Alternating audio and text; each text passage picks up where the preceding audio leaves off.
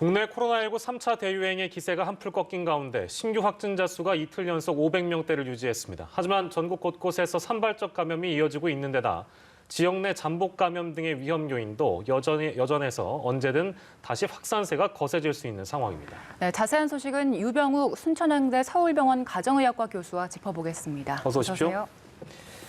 400명대 중반까지 떨어졌다가 이틀 연속 조금씩 증가를 하긴 했습니다만 500명대 기록하고 있습니다. 전반적으로 감소세 유지하고 있다고 봐도 되겠습니다. 우선 검사 건수를 한번 볼까요? 검사 건수가 우리가 1000명대, 1200명대, 물론 동부구치소 건을 뺀다고 해도 1000명이 넘을 때가 11만 건, 12만 건 정도 되는데요. 어제 기준으로 5만 건 중반이었습니다. 네. 그럼 그냥 산술적으로 봤을 때 현재 나오는 숫자는 검사 숫자가 줄는 가능성이 굉장히 크죠. 그리고 어제 또 눈이 왔고 날씨가 지금 풀리고 있긴 하지만 일주일 내내 날씨가 좋지 않았습니다. 그래서 주말의 영향과 날씨 영향으로 인해서 400명대까지 떨어졌을 때 저뿐만 아니라 많은 전문가분들이 이것이 실질적으로 보이는 숫자보다 더 많이 있을 것이다 말씀을 드렸었고요. 지금 500명대가 회복되는 게 아니라 실질적으로 한 800명 선이 실질적으로 지금 확진이 될 수 있는 그런 상황인데 검사 건수가 줄었다는 거죠. 양성률을 대비를 해서 계산을 해서 넘으면 양성률 뭐 0.8% 이런 식으로 계산하면 실질적으로 10만 건당 800명대로 실질적으로 확진자가 나오는 게 맞기 때문에 실질적으로 보면 지금 정점을 지나고 있으면서 위에서 봉우리에서 내려오기 시작하는 시점이지만 그것이 급격히 떨어진 것이 아니라 천천히 원만하게 내려가고 있는 시작점이다라고 말씀드릴 수 있을 것 같습니다. 근데 이게 즉 당분간 뭐 100명 이하로 떨어지기는 어렵다. 이런 의견들도 많고 이거보다 더 우울한 전망을 하시는 전문가들도 많은 것 같습니다. 뭐 물론 그 전망이 현실이 됐던 적이 코로나19 국면 동안 적지 않았기 때문에 일단은 뭐 들여다보긴 해야 될 텐데요. 교수님께서는 어떻게 좀 진단을 하십니까? 우선은 설까지는 완만하게 400명대에서 600명대까지 천천히 떨어지는 것을 보일 것 같습니다. 지금까지의 그런 확산세를 보면 어떤 특정한 물론 종교 집단이나 이런 걱정되는 부분도 있지만 이 사회 전반에 감염이 되어 있고 무증상 확진자가 많은 상태에서 사회활동을 많이 하는 3, 4, 50대가 집에 무증상 상태로 왔다가 집에서 감염을 시키고 그 집 안에 있는 사람 중에서 면역이 약한 사람이 증상을 보여서 검사를 해서 거꾸로 찾아가는 그래서 가족 내 전파를 주의하세요라고 하지만 실제로 집에서 마스크 쓰고 살 수는 없죠. 이것이 가족 내에서 많이 확인된다는 것은 지역사회에 숨어있는 전파가 많고 오히려 건강한 무증상 감염자가 많기 때문에 이게 쉽게 끊어지진 않고 이 설 연휴 전까지 400명에서 500명을 오르락내리락하는 그런 패턴을 볼 가능성이 높습니다. 네. 충북 음성에 있는 현대병원에서 지금 확진자가 나왔는데 저희가 주목해야 되는 이유가 이 병원이 그 150명에 달하는 확진자가 발생했던 소망병원이랑 또 같은 단지에 있는 병원이더라고요. 그래서 지금 이 사태가 그 병원 내 감염이 일어났을 수 있다 이런 우려가 있는데 방역 당국에서는 조사를 해보니까 일단 소망병원도 그리고 현대병원도 주기적으로 전수 검사를 했기 때문에 병원 내 감염은 아닐 것이다 이렇게 보고 있는데 교수님께서는 어떻게 보세요? 우선은 이건 병원 내 감염은 맞습니다. 왜냐하면 병원 안에서 전파가 이루어진 것은 병원 내 감염으로 정의가 가능하죠. 근데 이렇게 이해하시면 좋아요. 이게 병원과 병원인데 그 주변에 사시는 분이 다 감염된다. 그게 아니라 병원과 병원의 연결고리는 어떤 것들이 있을까요? 예를 들어서 약을 필요로 하니 약을 도매하는 또는 의약품 외에도 병원에 입원 중인 분들에게 의약품 외에 비의료기기, 그다음에 식료품, 그리고 또 많은 방문 판매. 실제로 병원은 최근에는 아파서 오시는 분들 그리고 이 병문안도 막고 있거든요. 근데 그러한 조치들이 잘 이루어지지 않았다고 하면은 이웃 병원으로의 감염이 가능하죠. 이건 공기 감염이라든지 병원 의료진의 잘못이 아니라 실질적으로 병원 내에 우리가 감염 관리 규칙이 잘 지켜졌나 확인하면 금방 찾을 수가 있습니다.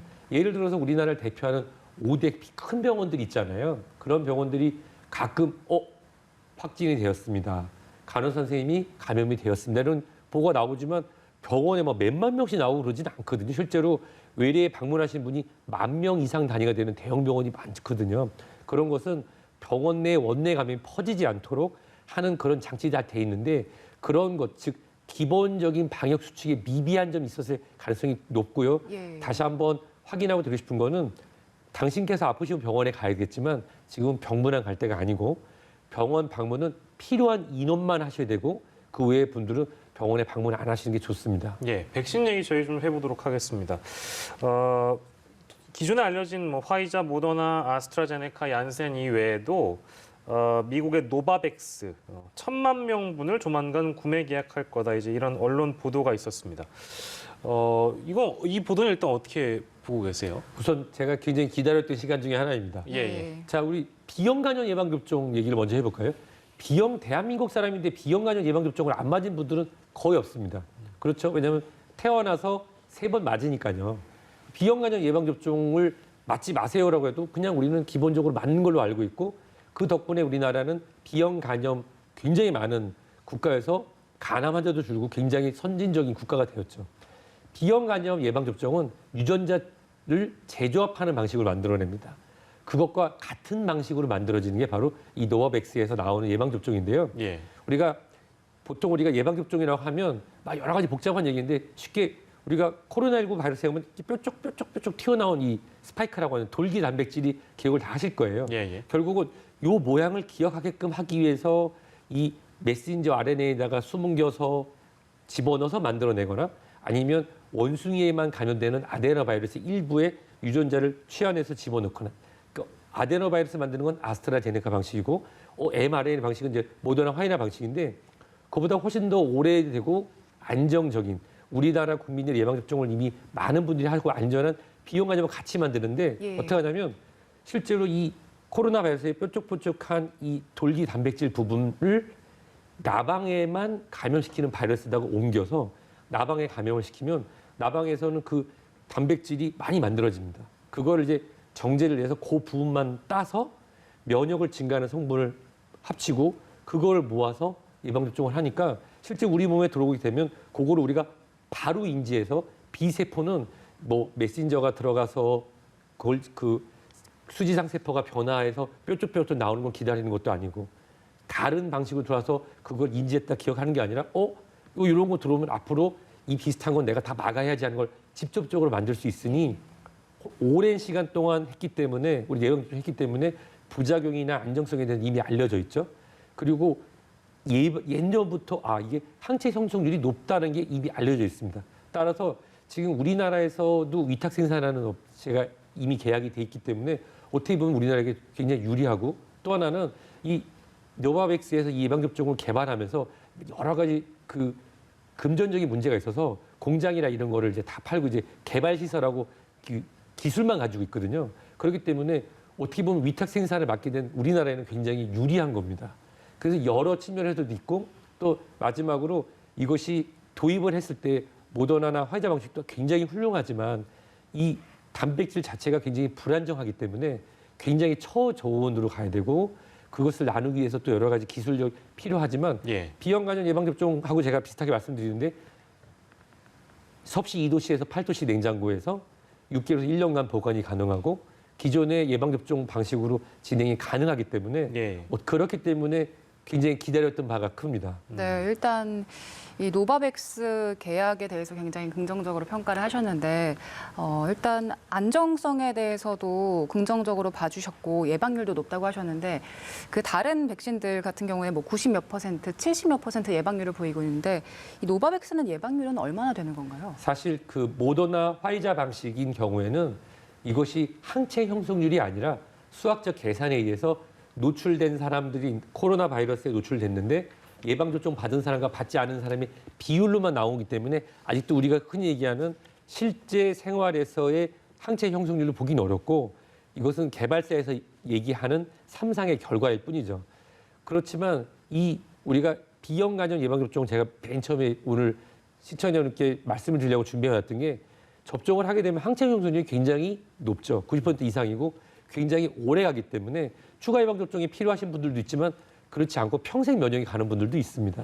따라서 현재 미국하고 멕시코에서 3만여 명의 마지막 3상이 진행되고 1월이나 2월 달에 끝나게 되면 그리고 나서도 우리나라 진행이 될 텐데요. 항체 형성률 같은 경우는 우리가 아주 안전하고 암을 정복할 수 있다고 알려지는 자궁경부암 예방접종 방식도 바로 이 유사한 방식이고 비형간염 예방접종은 우리가 이미 알고 있기 때문에 항체 형성률에 대해서는 나중에 실질적인 효과에서 나타날 거로 믿고 80~90% 이상 나올 거로 저는 생각합니다. 예, 알겠습니다. 이제 백신도 사실 언제 맞나라는 생각을 했었는데 다음 달부터 접종이 시작되고 치료제도 조금씩 도입이 되고 있는 걸로 보이는데 백신 접종이 시작되더라도 올해 마스크 없는 일상을 기대하기는 어렵다 이런 전망들도 있더라고요. 교수님께서는 올 연말 어떻게 예상하세요? 오늘도 제가 환자분을 모시면서 환자분들이 많이 물어보시더라고요. 독일 분이셨는데 예방접종을 맞으려면 얼마나 한국에서 더 기다려야 되겠냐. 이렇게 말씀드렸습니다. 실제로 젊고 건강한 60대 초반의 분이셨거든요. 그러면 아마 당시는 8월이나 9월 정도 되지 않을까. 그게 도입이 되고 안정적으로 진행할 수 있는 시스템을 만들고 최우선적으로 치명률을 낮추기 위한 요양시설에 계신 어르신들, 그다음에 최전선에 계신 의료진, 군인, 경찰 같은 우리 대민 업무를 하시는 아주 중요한 분들 우선적으로 진행을 하면서 한다고 하면 그렇게 될 텐데요. 마스크는 이렇게 말씀드리고 싶어요. 실제로 메르스 코로나 바이러스로 인해서 2015년에 우리가 많이 놀랬죠. 그리고 굉장히 치명률이 높았었는데 그리고도 한 1년에서 1년 반 정도는 주요 시설에서 마스크 착용을 했습니다. 이웃나라 일본 같은 경우는 사스 코로나 바이러스 2003년에 그 여파로 우리가 볼 때 이웃나라 일본 사람들은 원래 저 사람들은 마스크 그렇게 많이 쓰고 다니지라는 그런 생각을 많이 가졌잖아요. 그것이 생활에 녹아 들어간 거죠. 따라서 이 코로나19가 대한민국 사회를 어떻게 변화시킬지는 예측하기 어렵지만 미래 학자들이 예측하기로는 앞으로도 병원이라든지 집단 의료 시설, 다중 이용 시설에서는 특히 서로 간의 안전을 위해서 마스크 착용이 강화 또는 권고될 가능성이 크고요.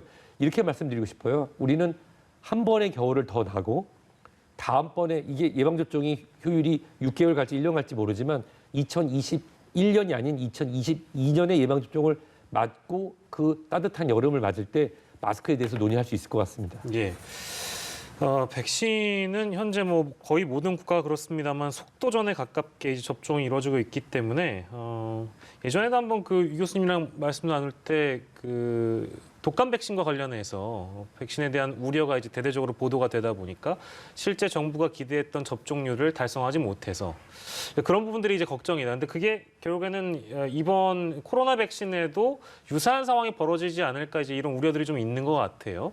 그건 어떻게 좀 보고 계십니까? 그런 일은 언제든지 발생할 수 있습니다. 그에 따라서 그 정은경 청장이 발표한 내용을 한번 보면요.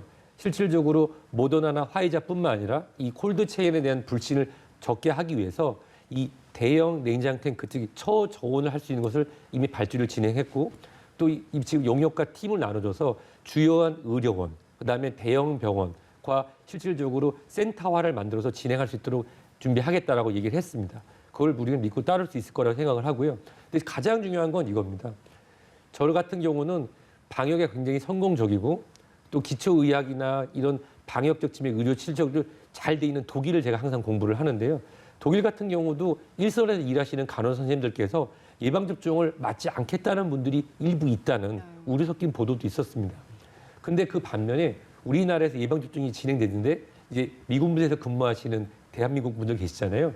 그분들 인터뷰라든지 다른 언론 매체에 나왔던 것 그리고 실제로 미국에서 예방접종이 진행될 때 대민의 교육되는 내용을 보면은 부러운 점도 있고 이렇게 준비하겠다는 걸 배운 점이 많았습니다. 내용이 뭐냐면 예방접종에 대한 책임과 권리, 예방접종이 진행되기 전 준비 사항, 예방접종 후에 예방접종 받은 사람이 어떻게 건강관리를 해야 되는지 이런 부분들이 충분히 교육이 되고 인지가 된 다음에 본인이 동의하고 예방접종이 됩니다.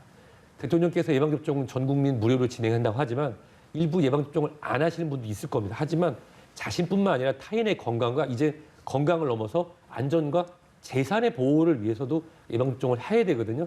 그러기 위해서는 이러한 콜드체인 시스템 부분은 우리가 한번 소통의 부재와 일부 업체의 무지로 이 콜드체인이 잘 지키지 않은 부분들은 좋아질 거라 생각되는데 이제 그걸 넘어서 1차 의료를 담당하는 사람들과 즉 동네 의원에서도 아까 말씀드린 코바백스 같은 건 예방접종이 가능하잖아요. 충분히 국민들과 소통이 돼서 특히 20, 30, 40대 젊은 분들에서 예방접종에 대한 저항 없이 할 수 있도록 교육도 미리 하고 요즘에는 여러 가지 콘텐츠 동영상도 많이 만들고 또 유명한 연예인분들이나 영향을 줄 수 있는 인플루언서 분들이 자발적으로 접종을 참여하시면서 이런 콘텐츠를 재능 기부로 만들고 국민들이 잘 소통을 해서 따를 수 있게 하는 것이 어떻게 보면 이제 콜드 체인보다도 더 중요할 수 있을 것 같습니다. 네, 알겠습니다. 딱 일주일 뒤면 이제 국내에서 첫 확진자가 발생한 지 1년이 되는 때인데 1년이라는 시간이 상당히 길지 않습니까? 그래서 국민 여러분들도 많이 지쳤겠지만 문제는 의료진들입니다. 교수님께서는 일단 현장에서 의료진들이 처한 어려움을 잘 알고 계실 것 같아요. 특히 지난 1, 2주에는 너무 추워가지고 현장에 계신 분들의 고충의 목소리가 높았거든요. 그렇습니다. 사실 저는 제가 부끄럽습니다. 작년에는 그래도 매일 2주일마다 선별진료 가서 일도 하고 했는데 이제 어느 정도 나이도 있다고 저를 빼더라고요. 근데 실제로 일하시는 분들을 보면은 후배 교수님들이나 또 선배 의사 선생님들, 그다음에 꼭 의료진뿐만 아니라 자원봉사 하시는 분들 너무너무 힘드시죠. 근데 이런 부분에 있어서 지금 신은영 의원들 등 여러 부분에서 의료진뿐만 아니라 이걸 보상할 수 있는 거를 만약에 노력하는 걸 알고 있거든요. 근데 실질적으로 의료진의 이탈은 당연할 수밖에 없습니다.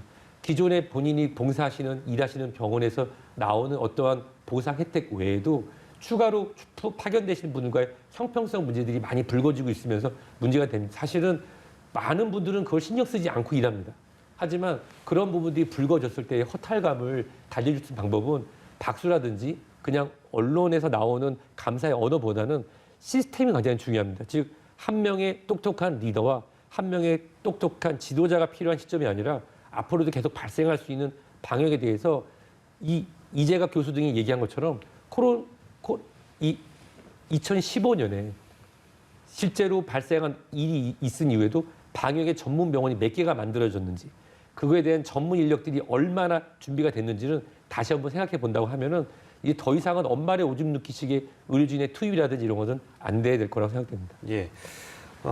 거리두기 얘기를 해볼 텐데 이 거리두기가 맨 처음에는 3단계였다가 사실상 0.5단계, 플러스 알파, 여러 이제 그런 지적들이 나와서 거리두기 이 개편에 대한 부분, 보완에 대한 지적은 연일 끊이지 않고 있는데 일단은 16일에 집합금지 조치를 일부 완화합니다.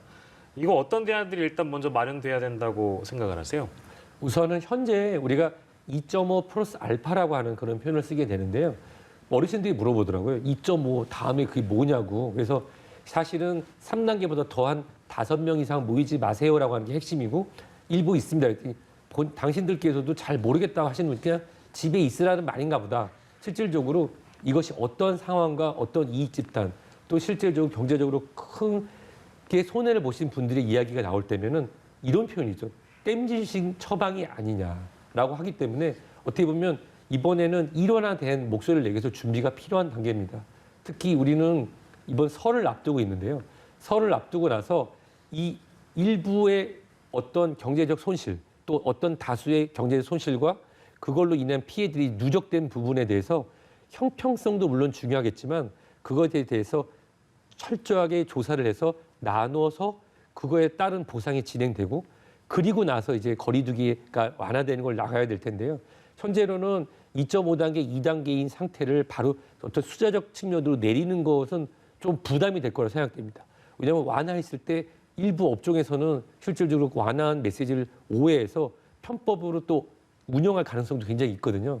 따라서 이 숫자의 변동보다는 그 안에 있는 아주 자세한 내용, 특히 그동안 거의 한 달 넘게 운동시설이라든지 또는 학원이라든지 다른 다중이용시설 중에서도 손해를 많이 보신 부분이 있는데 거기에 대해서 앞으로 이제 전문가분들이 더 많이 말씀하시겠지만 선별되는 지원에 더불어서 업종이 돌아갈 수 있도록 하는 것. 제가 눈에 말씀드린 부분이 뭐가 있냐면요. 1시간당 일정한 인원이 들어갈 수 있도록 8제곱미터당 몇 명 정확하게 하고 그다음에 일종의 우리가 어떤 일부 식당에 가면은 점심 식사 시간과 저녁 식사 시간에 비는 것처럼 그 중간에 휴식 시간을 둬서 인원이 밀리지 않게 하고 그리고 우리나라는 IT 국가인데요. 저랑 저희 몇몇 친구들이 낸 아이디어가 있습니다. 뭐냐면 우리가 특정한 장소에 들어가서 그 안에 우리가 와이파이나 또 어떤 특정 기기를 설치를 하려게 되면 일정 인원이 넘어가면 일정 인원이 넘었다는 본인이 메시지가 오게 되는 겁니다.